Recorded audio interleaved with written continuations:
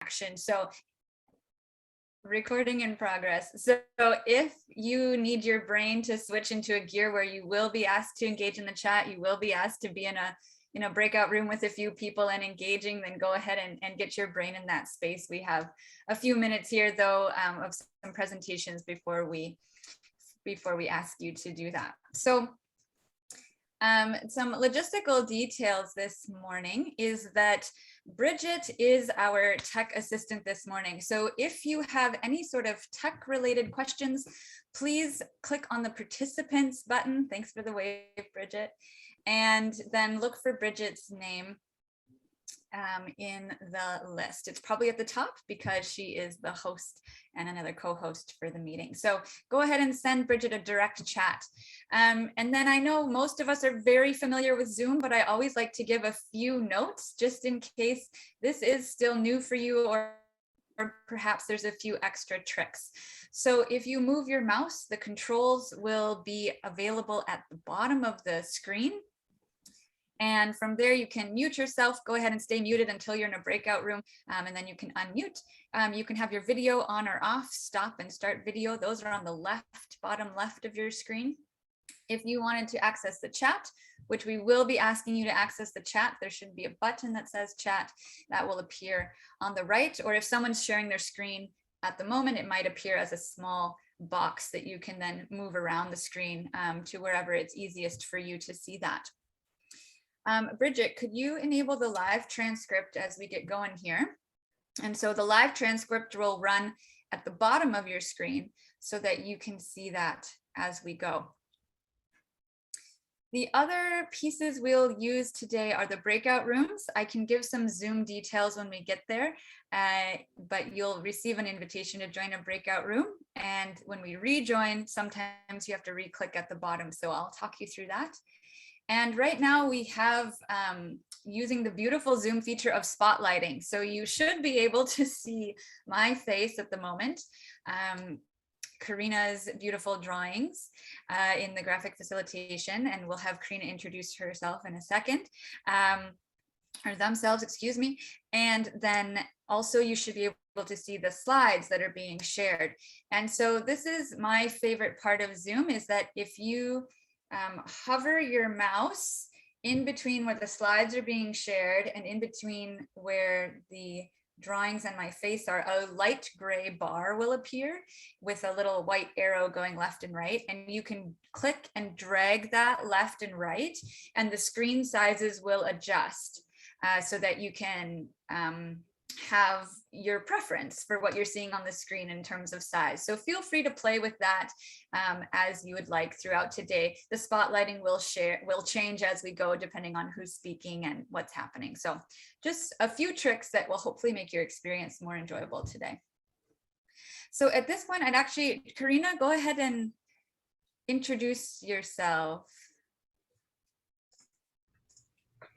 Hello everyone, اسمي Karina همية فورخ عن فرن الدنيا سقومش agus Musqueam agus Slowatif. Hi, my name is Karina. I'm coming in from Coast Salish territories, Squamish, Musqueam and Slowatif territories out in what's now known as Vancouver, BC. I'm a graphic recorder. I'm here to be of service to these conversations. Delighted to be here. I'll be illustrating live as the conversations are happening. These are in service to you and they belong to the room. So they're not meant to be comprehensive. I'm listening for key themes and things that are rising to the surface. But if there is anything that I capture incorrectly that doesn't reflect the experience that everyone is having here today, please feel free to let one of the facilitators or organizers know, and they'll make sure that I get the message to make sure that the record is accurate. Also, you're welcome to interact with the images any way that you like. And also know that everyone will be receiving high resolution digital versions, so you don't need to worry about capturing things as they're flying by. Thanks for allowing me to be here of service. Have life.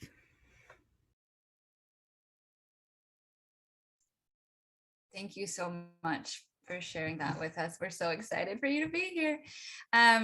Awesome. So folks, yesterday, hopefully you were engaged in some grounding work, getting to know each other in your hubs, and engaging with the place where you'll be doing this field school. That was our hope for yesterday. And today, this morning, we're really getting into this question of what is climate action? It's a climate action field school, so we should probably talk about it. So the plan today, just so you can mentally prepare for what's happening, we have a panel with some brief 3-minute presentations from 5 folks about their thoughts on climate action. Then we'll put you in a quick breakout room with just 3 or 4 total folks to talk about what that means to you. Then we'll come back to the main room. We'll use the chat function to share back and also pause for a minute so you can actually read what others have written. Then we'll go back into the same breakout rooms and you'll have a much more time there to discuss what you were seeing in the chat, continue those discussions from the earlier breakout room and keep going from there. Just to let you know, Karina will be popping in and out of breakout rooms as you're chatting. So if they arrive, go ahead and you can wave if you want, but otherwise Karina will just be listening and recording as they described. So and then they might leave. So that's okay. Just go ahead and keep those conversations rolling in the breakout rooms. At the end, then we'll come back to the main room. And this time, instead of having everyone put it in the chat, we will have one group representative share back a couple key messages that the group was discussing, a closing, and then an opportunity to review the graphic that Karina's creating. So we will have that fully at the end also for review and as Karina said, images later to follow. So that's the plan for today. I hope that makes you feel more comfortable about where we're headed and we will move forward at this point. So next slide, please, Bridget. Thank you. So our panelists today, Dr. Lindsay Galway, Dr. Naren Cameron, Dr. Randy Hansen, Dr. Catherine Millen, and Dr. Erica Vi are our panelists. And so each one has about 3 minutes to share their thoughts. This is the order you'll see them in. So panelists, note your order, but in between, I will introduce the next one in case you forget your order. So Lindsay, go ahead and unmute and turn your video on if you choose, and go ahead and start sharing. Thank you so much, Rachel, and good morning, everyone. What a lovely day, and I'm really excited for this morning and for our day together here for our participants. So I'm joining from the traditional territory of Fort William First Nation and the North Shore of our Lake Superior, so Thunder Bay this morning. And so I've been interrogating and learning about the human dimensions of climate change for quite some time now, for a couple of decades, and largely my work has been focused on impacts of climate change, on health, on well-being, community engagement around climate change and climate justice. So the thoughts that I'm bringing today to our learning circle, to our panel, are certainly informed by this work and some of my successes or our successes and failures and learnings in this space over time. But I think it's important to clearly articulate that I am also a mother, a daughter, an activist, of course, an uninvited guest on the traditional lands of Fort William First Nation, and a human who is inspired, sustained by the lands and waters of our Great Lake, and also, of course, a future ancestor. Okay, so this question of what is climate action? Not an easy question to answer. And when I think about climate action, so many things come to mind. Climate action is, right, so many different things. And I actually think this is the real beauty of it. So recently I've started thinking about climate action as a tapestry of parallel, complementary, and amplifying efforts that are, unfolding across scales, unfolding across sectors, unfolding across communities and countries. So, a tapestry of efforts that are collectively co-creating the conditions for life, for health, for equity, hopefully healing now and in future generations. So climate action is, about rising up, protesting Line 3 pipelines and, our big banks that continue to fund pipelines across Turtle Island. It is naming and dismantling those policies, practices that uphold systemic racism, that continue to support land dispossession. It is transforming our communities so that we can support and enable active and equitable transportation, regional food systems. It is restoring the land and our relationships with the land through regenerative practices. So green infrastructure and agroecology is some really lovely examples of that. It is learning from our elders, listening to the desires of our children, the dreams of our children and youth and young adults. It is, of course, co-creating art that can help us understand and express the climate crisis more deeply and more meaningfully. And also, I think it is, recognizing the mental, emotional, spiritual toll of the climate crisis and finding ways to sustain ourselves and others engaging in climate action work. And so I could go on and on, right, about these examples. So I think an interesting question then is, what is it that, holds these efforts together? So to go back to that idea of thinking about climate action as a tapestry of parallel, complementary, and amplifying efforts, what is the thread that holds all of this together? And so I think it's relations and relationships and connections. And here we arrive at an important answer to this question of how I and we are doing climate action. And so among the various ways that I and we are engaging in climate action, I really think that it is this work of connecting, reconnecting, and fostering our relationships that is really perhaps one of the most essential kinds of work that we can be doing to support climate action. And so I'll end today with gratitude for all of you and the efforts that you are all doing towards weaving our tapestry of climate action together. And also a special thank you to Bridget. So the little visual you see on the screen, that's actually an image of some of her weaving, a tapestry, that she's creating in her own work, which I think is beautiful. And she also created the visual that you see on the slide. So thank you also to Bridget. So gratitude, thank you, miigwech merci, and I'll pass on. Thank you, Lindsay. Really appreciate that. And I realized I made a mistake this morning. I didn't introduce myself and locate myself. I'm also an uninvited settler guest here, previously in Minnesota and now in Thunder Bay on the traditional and contemporary lands of the Anishinaabe. So we are going to turn it over now to Naren. So Naren, go ahead and unmute, turn your video on if you'd like, and you can begin. Good morning, everyone. Bonjour. I'm really excited to be part of this Climate Action Field School. It's really great to actually have us online now, and it's actually starting. So welcome, everybody. I am here at Algoma University in Sault Ste. Marie. I've been here for about 14 years as a settler and have been working a lot on cross-cultural initiatives, including land symposiums and land stewardship programming. So just wanted to give you a sense. I am a broadly trained geographer, so I'm just coming, communicating from that perspective. So when we were given this question, what is climate action? I did really consider that a lot and think about what it's meant to me. And I really feel that it's changed over time. I've been kind of peripherally involved for a number of years. And I kind of don't want to reveal that because I really feel that this, I don't want this to be a traditional academic activity. So I'm really encouraging, I really want to see it as not a hierarchical type of activity, but rather engaging. So more importantly, what does climate action mean to you? In our land stewardship programming, we often take an approach by which we encourage participants to identify their gifts and how can they contribute. So I hope everyone, including myself, can make further progress on that through this week.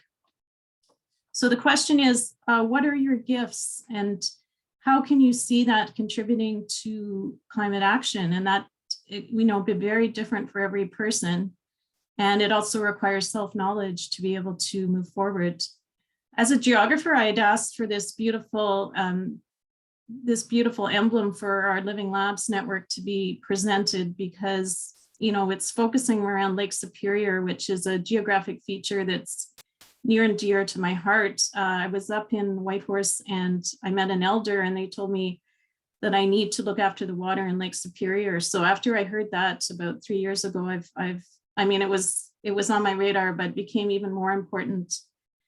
And so my question is, how will what we're doing here be similar or different to what's happening in other places around the world? So we created a network here and we have a very special feature. Something to think about during the week is, what is similar and what's different than what we're actually happening here. So similar to Lindsay and what we've been talking a lot with our Living Labs is about climate action and being relationships with each other and the land.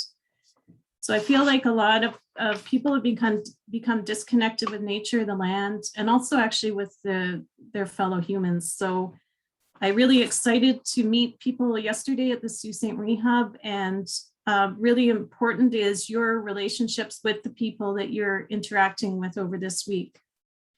So with climate action, how are we going to do this? Are we going to let it happen in a global top-down approach? Are we going to take a decentralized approach? Think about that. Think about what we're doing this week and how that relates to other things that are happening right now. So I'm really looking forward to everything. So chi miigwech, and looking forward to connecting.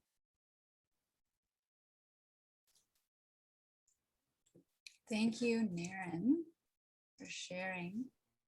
Randy, if you would like to unmute and turn your video on.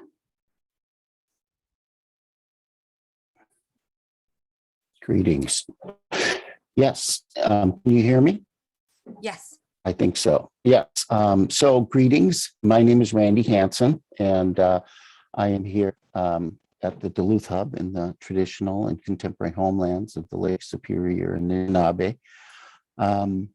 And want to share a few thoughts about what does climate action mean to me, and how have I tried to mobilize that.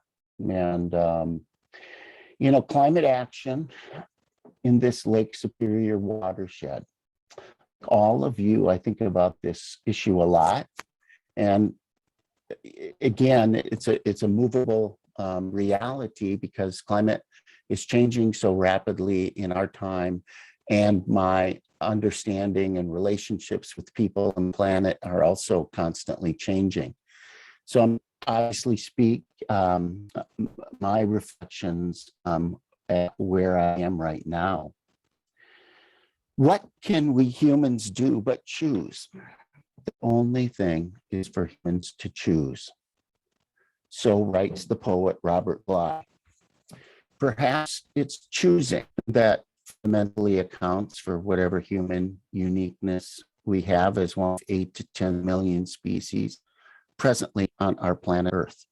Other species, of course, choose in their own ways, but our human capacity for collective learning and building infrastructures that channel our choices make this topic personally in our various collectives urgent.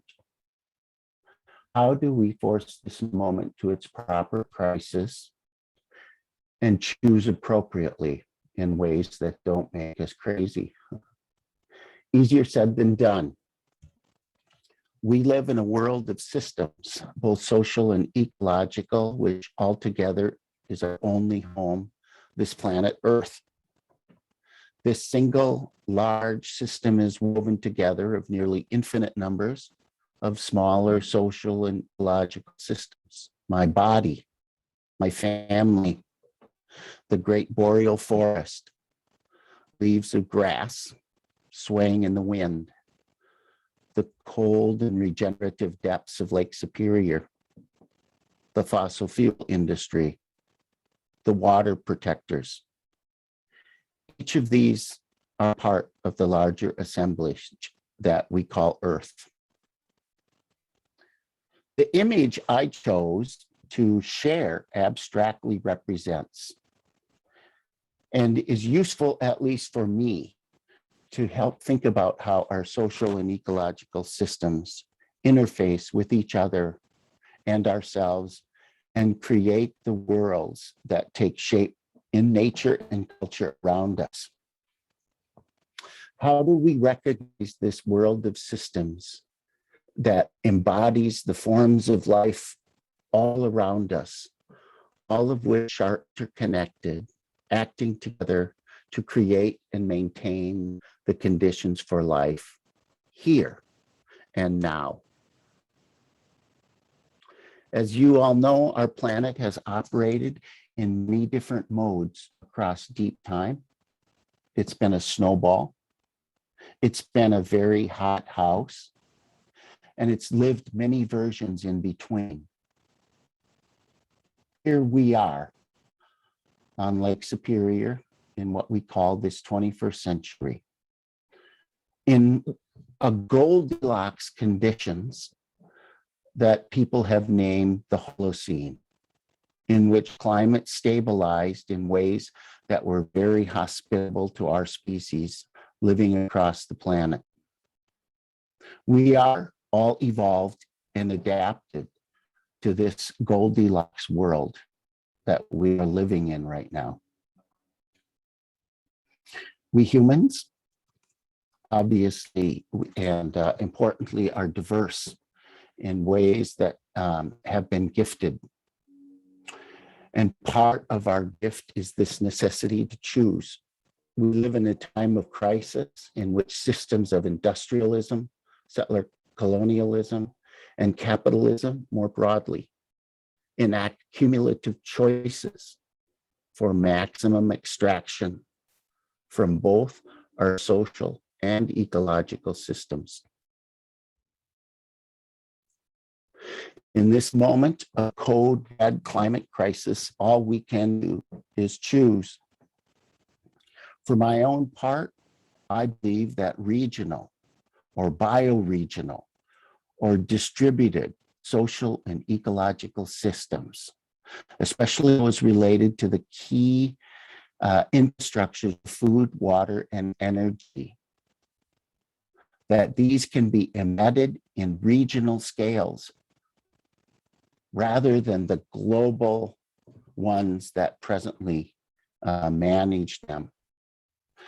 Because I believe that regional scales allow us to more justly and ecologically share the goods and the bads that our choices create. Randy, 30 sorry. seconds, please. Okay. 30 seconds. Thank you. I've committed my climate action these past 2 decades to strengthening regional food systems built on regenerative practices that more elegantly reflect the ways our planet maintains the conditions for our Goldilocks world in this present life. How do we build a just and ecological human food system that isn't extractive? How do we live regenerative social and ecological lives? These are my climate actions within the climate action work we all need to engage in support in our diverse ways. Thank you.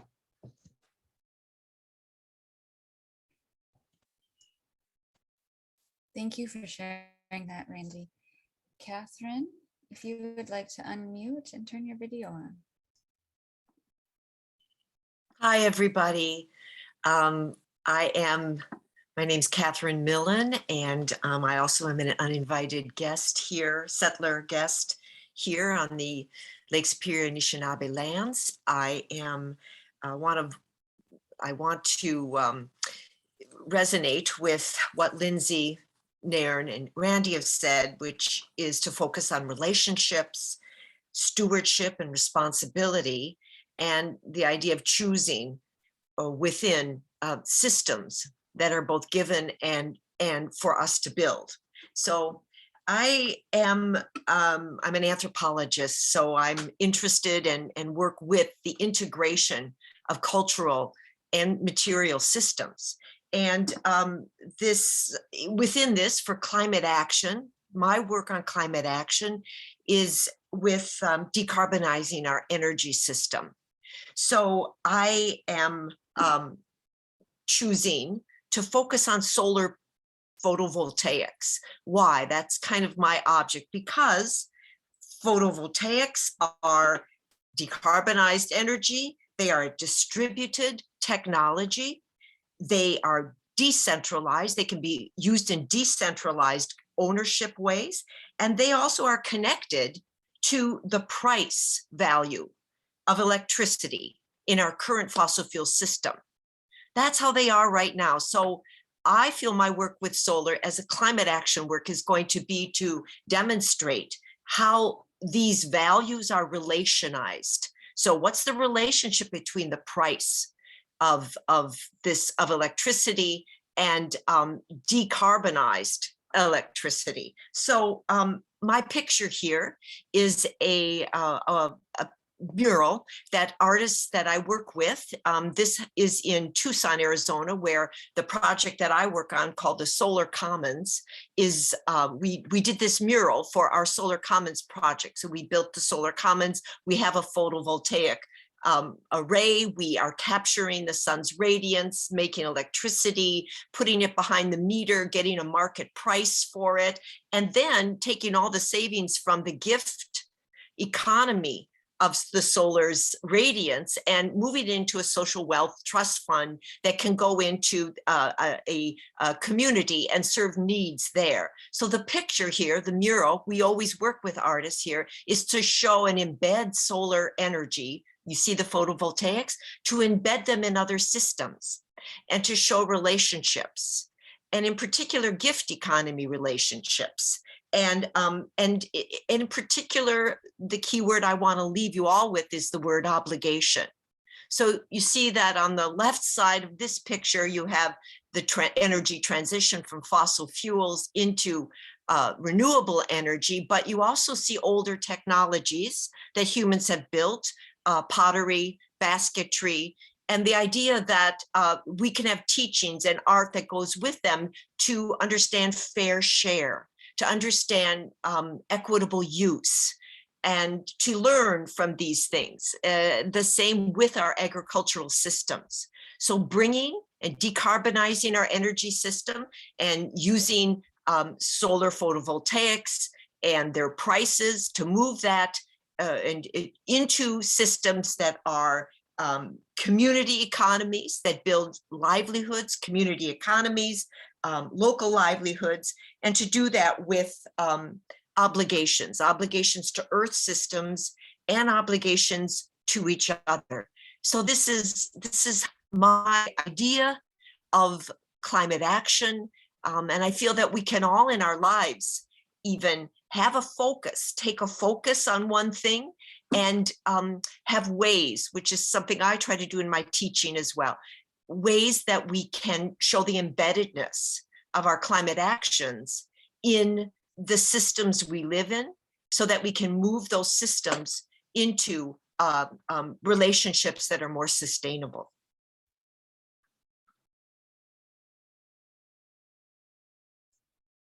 Thank you, Catherine. And finally, we have Erica. So Erica, if you'd like to unmute and turn your video on. Bonjour, Ani Minogujet. My name is Erica Vai, and I am tuning in this morning from the Keweenaw Peninsula, which is a part of the homelands and waters of the Anishinaabe.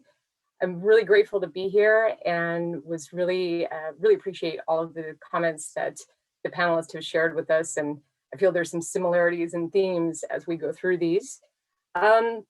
Thinking ahead is climate action for myself, thinking about listening and learning together. And so as we're moving forward and developing relevant climate change adaptation and mitigation responses, I'm thinking about braiding and bridging knowledge systems. So when we were thinking about having images to share that really emphasize our thoughts on climate action, I selected this image of a braided river system with a bridge, thinking about these ideas of bringing these different knowledge systems together. And Naren said something really beautiful about what gifts do you have? What gifts do you share? And so different knowledge systems offer different gifts. If we think about Western knowledge systems, we have the gift of seeing. We're looking at the physical materials or physical ways of knowing about a place or knowing about an issue. And with Indigenous, we have the gift of listening and relational and emotional intellect, that these inherent ways of knowing, traditional ways of knowing. And so if we're able to braid and bridge those knowledge sets, we're able to see things in a more holistic way.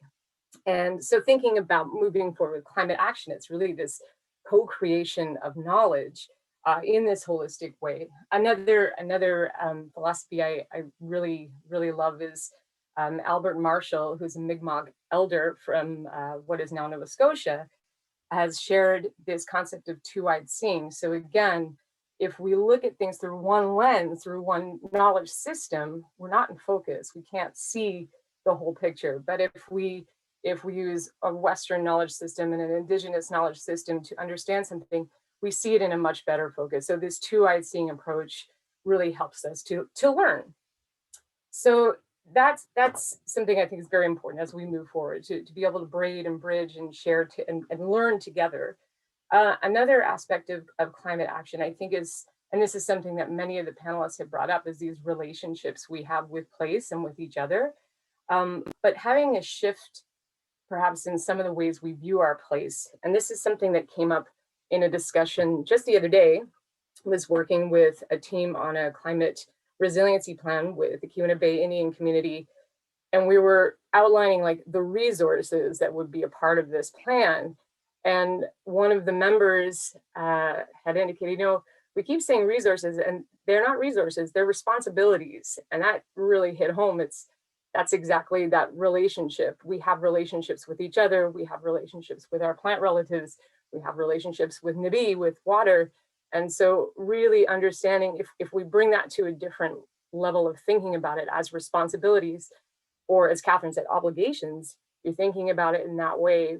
I think that heightens the emphasis of climate action and what we need to do moving forward.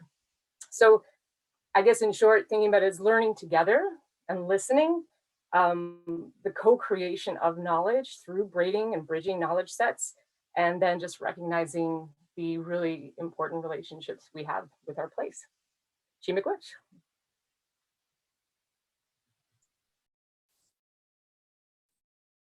Thank you, Erica. This is wonderful to hear from everybody. So at this point, we do want to open it up to a discussion question to all of you listening and everyone on the panel as well. What does climate action mean to you? We've heard some ideas of what it means to these 5 folks, and you can borrow those ideas, you can adapt them, you can add others that you didn't hear. And we're going to have you in breakout rooms to discuss this for 8 minutes. I will use the messaging option to send a reminder at 6 minutes that we're most of the way through. So try to have everyone have a chance to speak and share those ideas.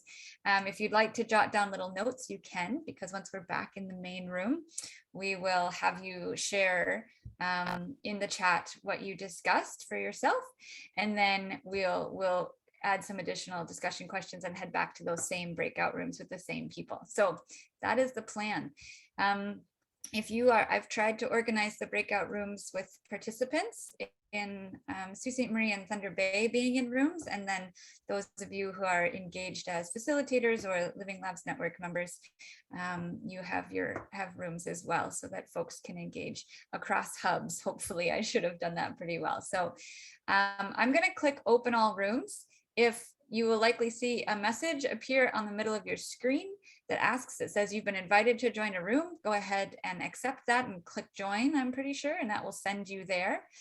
You can return to the main room at any time if necessary. You'll click the leave button, but then once you're in the breakout room, you'll have 2 options: leave breakout room or leave meeting, which would kick you out entirely, although you can rejoin if you accidentally click that button. Once you go there, into the chat, you won't be able to communicate with anyone in the main room, just so you know, while you're in that space. At 8 minutes, I will close the rooms and we'll see you back in here for a little debrief, and that should be the way to go. So what does climate action mean to you?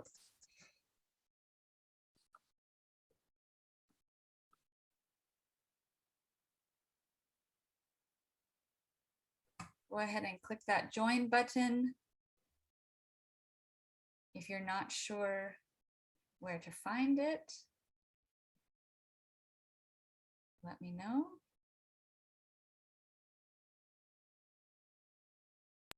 The chat right now.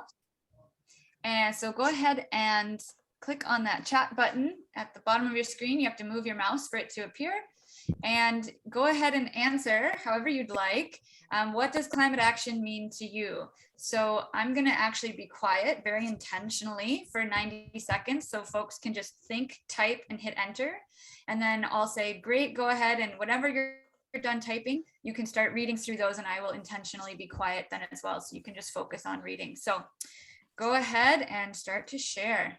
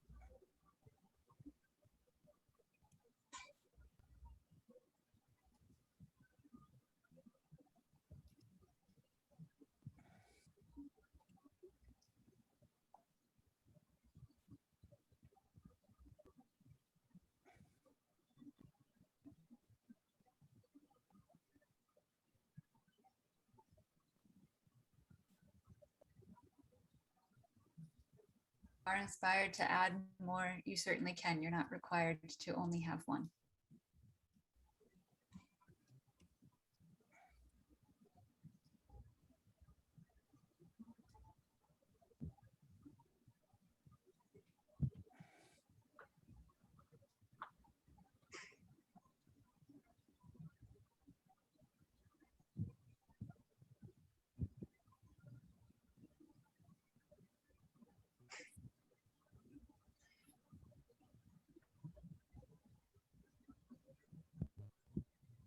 Yours accidentally came to me as a direct message. If you want to reshare that to everyone, that'd be awesome.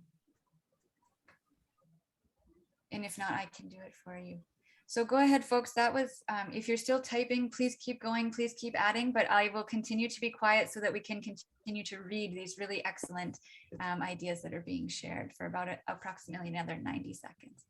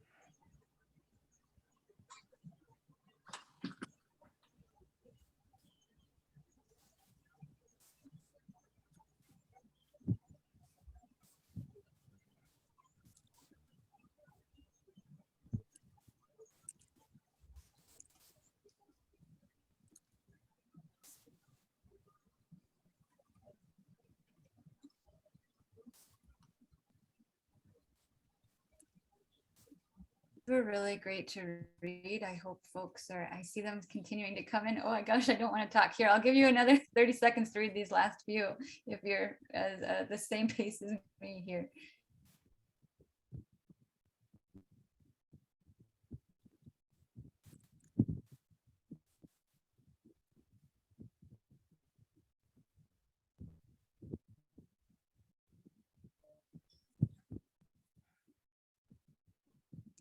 Thanks, everyone. These are still available to you even once you rejoin your breakout room. So if you do need to scroll up or down as we go, that's great. My dogs decided to join for this part. Bridget, could we go to the next slide, please? Great, thank you. So folks, we'd like to send you back to those same breakout rooms so you can continue those relationships you've started already today. And we have a few prompting questions. You're not required to answer all of these or any specific one. We gave you a variety so that you could work through them. But if you end up spending time on one question or you come up with a new direction for your group to discuss, that is totally fine. So asking to reflect on these ideas that were shared. What similarities did you notice or differences did you notice in what is climate action? Then thinking about the past, how have you engaged with climate action? Perhaps there are ideas that are in the chat, or perhaps this sparks a new memory. How do you engage with climate action today or around this present time? And how might you engage with climate action in the future? Was there anything here that was inspiring or ideas about where the future might lead you? And then what is speaking to you in this moment? So that also gives you permission to go any direction your group finds useful and helpful. We have 15-ish, 18-ish minutes for this. I will try to give a 5-minute warning using the broadcast message. And I'll otherwise send you to your breakout rooms. The only Zoom thing that may be different for folks, when I open the rooms again, you might get an invite the same as before. If you don't, if you move your mouse, look at the controls at the bottom of the screen again, there is a button called breakout rooms. And if you click on that, then there should be an option to rejoin that particular room you were in. So I've reopened the rooms.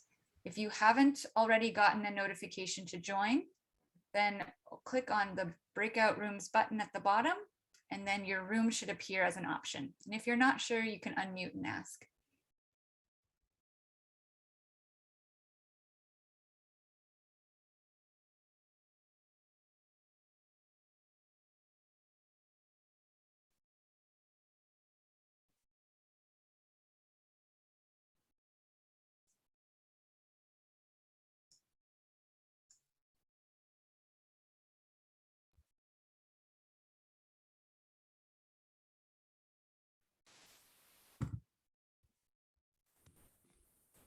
Welcome back.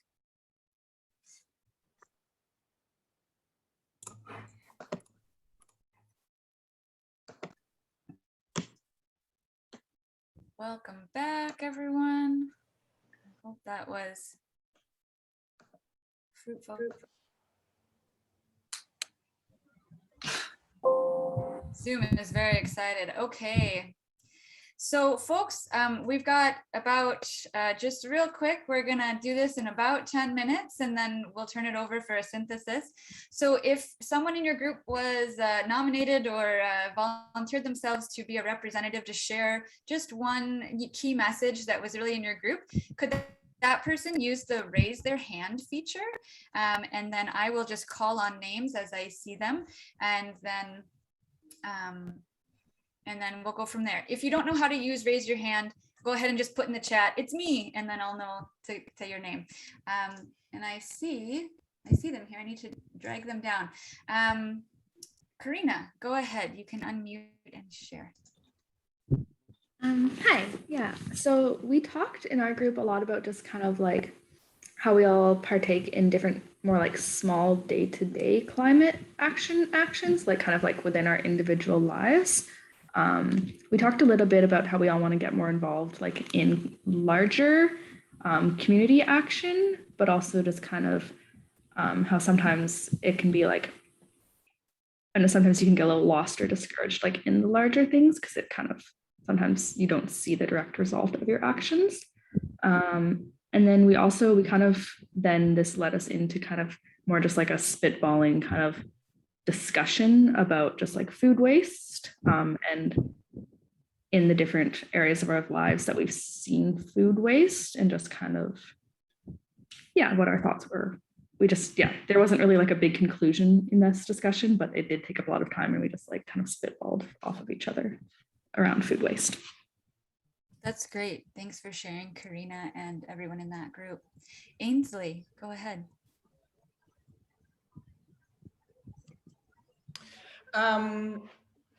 So one thing just in terms of talking about the similarities and differences that came up in the chat for the previous breakout group was there seemed to be a lot of redoing or undoing, unlearning, undoing, relearning, that kind of thing. So just really interesting observation around that, and whether we're going back or forward, or how we spiral through that. One thing that came up in terms of, then we kind of jumped from there onto engaging with climate action in the future, and being with two academics, there was a real interest in having more activism and less research, and kind of what does that mean, right? Because there's risk to that, and there's consequences to that, but really recognizing the need to focus on more activism. We talked a bit about building community and engaging in building those really deep relationships with, there's great activist communities in Thunder Bay and all sorts of kind of different groups. But in order to do that, really knowing who we are and where we come from, and then going forward to build relationships. And then in the end, we just chatted about, very briefly, about parenting and mothering and climate change, and what is that? What does that look like? Which, you know, that in itself is climate action, I think. So. Absolutely. Thanks, Ainsley, and everyone in that group. I appreciate you sharing. Noah, go ahead. In our group, we kind of talked a lot about, as you kind of see on the graphic that Karina draw, the like the individual action and kind of things that we did back in like elementary or high school, like those more smaller actions that we thought was important because we didn't know, we were kind of innocent back then. And building up to, like, as you get older and you start seeing more of the systematic or system problems and getting towards that. And then just kind of talking about how, I talked a lot about how, well, we all talked about how you don't want to turn a blind eye because of all the anger that you have, or you don't want to kind of just tune out and not think about things because it's too overwhelming. You actually have to do something about it, which I think is the biggest point for a lot of people, is just to actually take that anger almost and turn it into action. Okay. Thank you, Noah. Yeah, and everyone in that group for sharing. We appreciate it. Isaac. Hi. So we talked about all sorts of things we talked about how we had to engage in climate action. And one of the main things we talked about was how small kind of everyday actions can be amplified over time, and people can cause a ripple effect. If I'm nice to you, then you're nice to someone else, and the message kind of gets spread.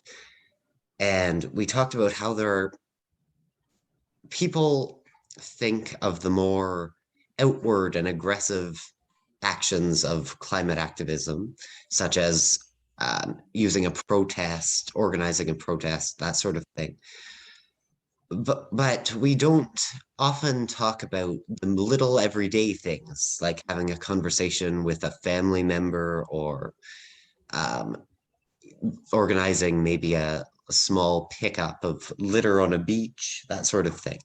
And we talked about how these little things, although they aren't as publicized and you don't hear about them on the news, they can make a big difference and play maybe a larger role in swaying the general consciousness over time. Thank you for sharing, Isaac, and everyone in that group. Erica. Yeah, our group started with a discussion really sort of looking at how we humanize climate change, and discussed not necessarily getting hung up on identity, but recognizing timelines, our timeline, and what we can do in a limited timeline, and thinking ahead. And then we talked a little bit on projects and action within communities, and understanding where those projects fit within larger power dynamics and capitalism. And then we talked a little bit also about connecting with the broader community. So within these projects where you have teams working on things, how do we connect and galvanize our community in a bigger way? So some of those education and outreach components. But I really appreciated our initial conversation on recognizing ourselves in the work and what we can do. And please feel welcome, anyone from that group, to share anything from our discussion. Thank you, Erica, and everyone in that group. Yeah, other ideas can certainly be shared in the chat too right now as we go. Randy. So I didn't see anyone else's hand go up in our group, so I handed up.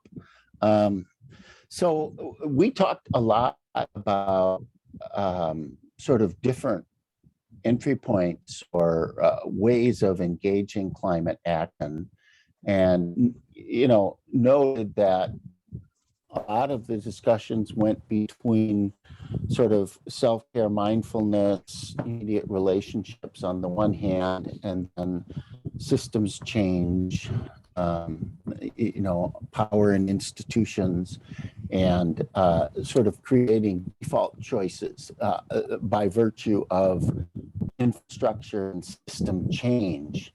And what's the most effective? How do you approach that? How do you take care of yourself at the same time that you're doing the urgent work?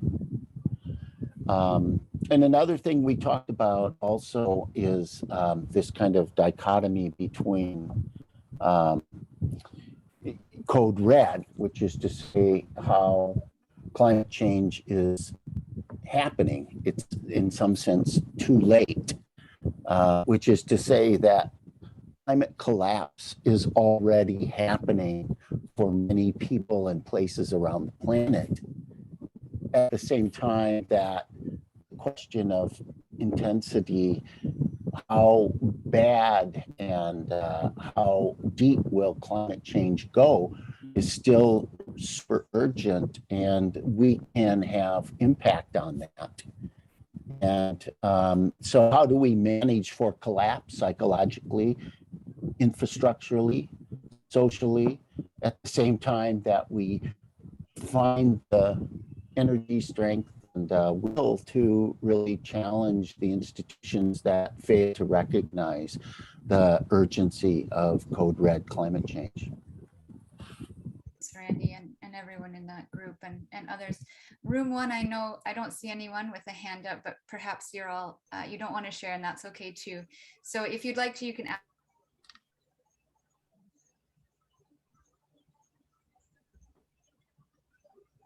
Oh yeah, Rachel, you were muted. Sorry. Thank you, Randy, and everyone else in that group. My bad. Charles, I'll turn it over to you for synthesis. Anyone from group one, if you would like to throw any thoughts in the chat, you're more than welcome, or anyone else as well. Otherwise, Charles, and we can stop sharing the screen at this point. Great. Can you hear me and stuff? Yeah, okay. Great. Well, first off, I just want to say thanks so much to the presenters in our panel. And to all the everyone else who was part of the discussions in the breakout rooms and presented back. I mean, obviously, this question of what is climate action is really at the core of what this field school is about. And as we've heard, there's not one answer, and there's many ways of thinking about this. It is such a valuable and important discussion. And at the same time, I think it's important to say, as has been identified throughout this conversation, that there are also many voices that are not heard in this conversation. Many people who are not around this table, many people who have other ways of knowing, other different knowledge systems, as Erica kind of talked about, that are not here. And it's important, I think, that these discussions, while we're having them and while we're really putting our kind of energy into thinking these questions through, that we also recognize that we don't have the final word on this by any means, and there's lots of other ways to think about this. So I just wanted to try to provide, just as a closing, some summary comments and maybe a synthesis of what I heard, and maybe also add a few new things into the conversation as we kind of move on to the next activity. So let me just start by just reflecting a bit on what some of the panelists said. So I'm just going to give very quick snippets here. So one thing Lindsay talked about, which I thought was really important, a good way to start, is about this tapestry of unfolding across scales and places, collective co-creative conditions of life. And Lindsay also talked about the threads that hold that tapestry together, and those threads being relationships. And I think that is really, really important. And that was kind of reflected throughout. And the need, of course, and Lindsay also talked about the need to connect and reconnect and foster those relationships. Erica talked a bit, or sorry, Naren talked a bit after that about the climate action not being hierarchical, but it needs to be decentralized, bottom up, engaging, inclusive, I think, which are all really vital kind of ways to think about climate action.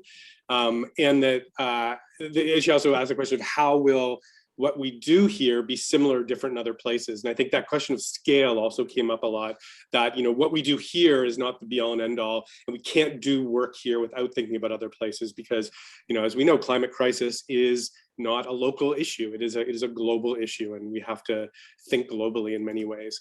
Randy talked about systems, the social and ecological interface with each other and ourselves and the world around us, and the need to interconnect and act together, creating the conditions of life here and now.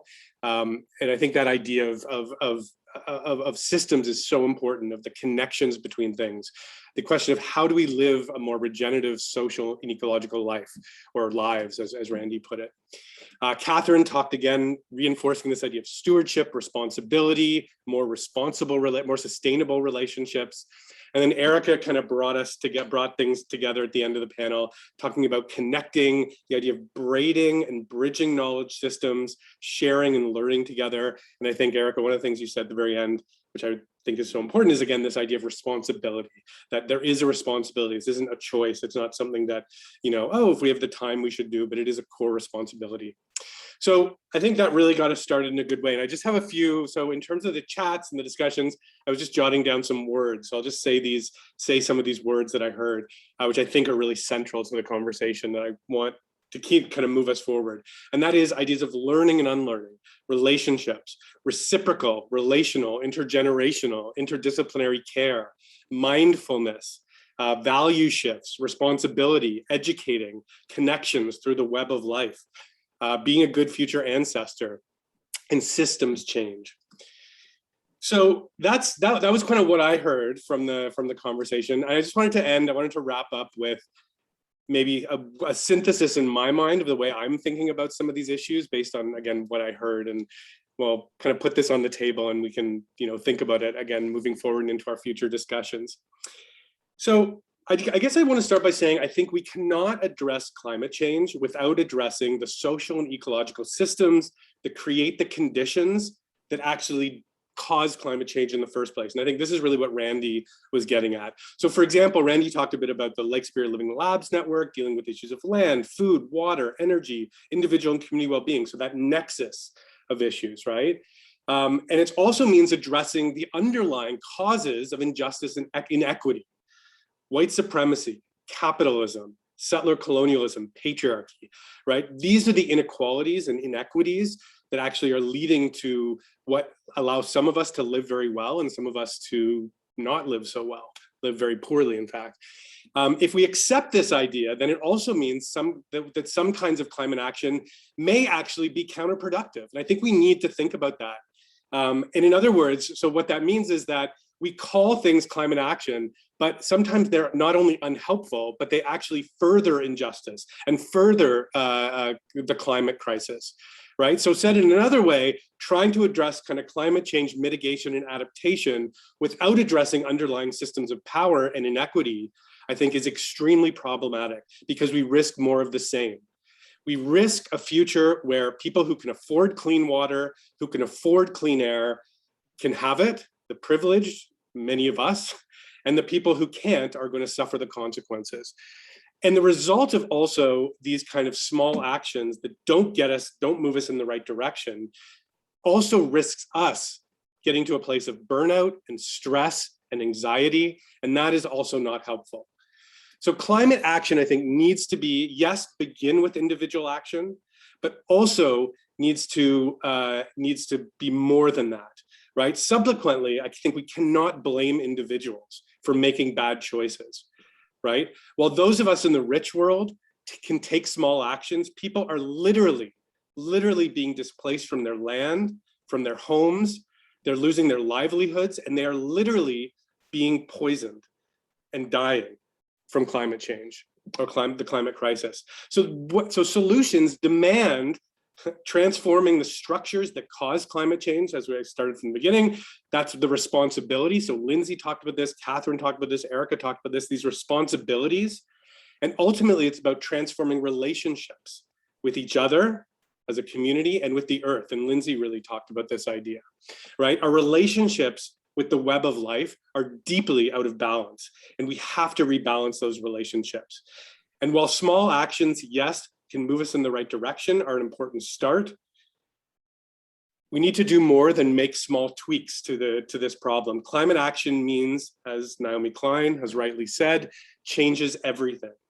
This changes everything if we're going to have an impact on this. And this is going to happen not by governments, not by corporations, not by institutions, but by people in a regional and in a decentralized way, and a bottom-up way. And Randy and Naren really emphasized that point well in the panel. I think what Erica talked about, again, needing to braid and bridge knowledge systems, learning and sharing together. Randy and our group talked about the both and. There's not one way to do this. There's many approaches we need to understand and listen to. But especially that listening especially comes to those who are made most vulnerable by this situation, listening and letting them lead the way. And also by social movements who lead the way. And Naren talked about this as well. So just to finish, I think, again, this idea of listening. Lindsay talked about listening to our children's dreams, but also listening to our elders.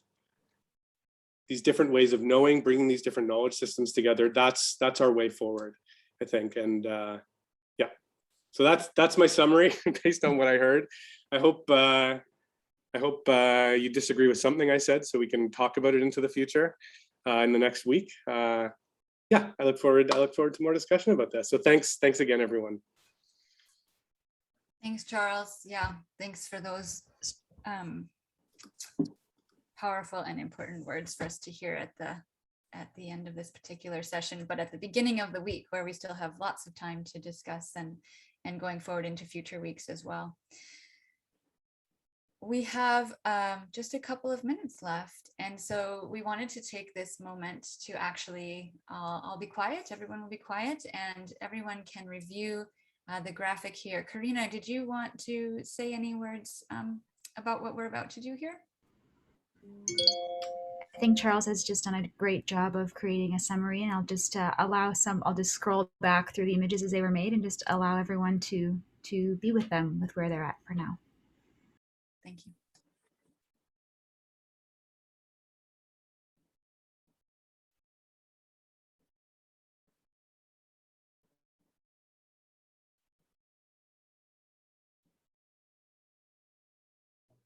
Is there a way to enlarge the graphic slide? If you use the speaker view, it should be, so in the top right corner, if you click on view and then speaker instead of gallery, it should be quite large. Perfect, I got it, thanks. Yep.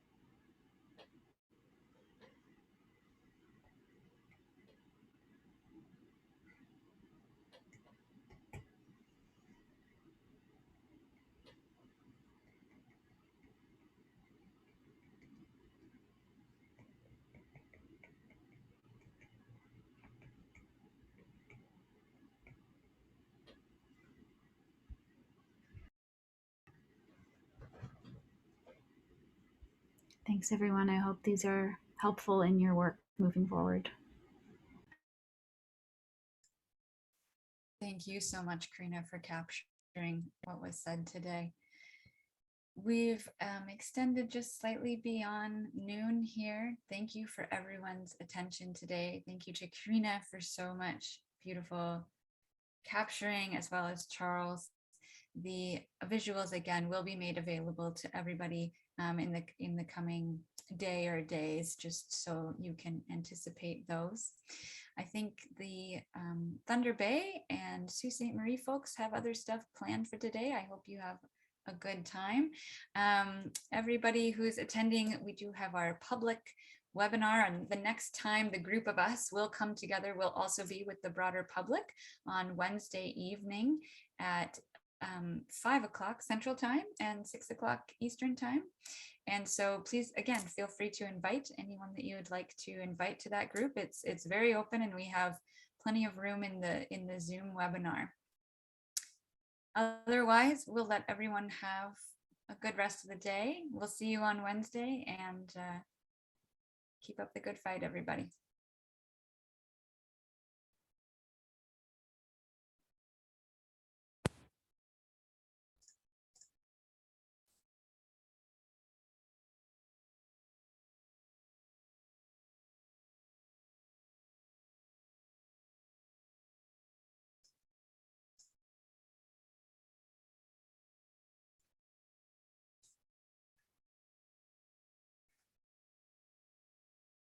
Maliha, we might need a new, oh, we can stop recording.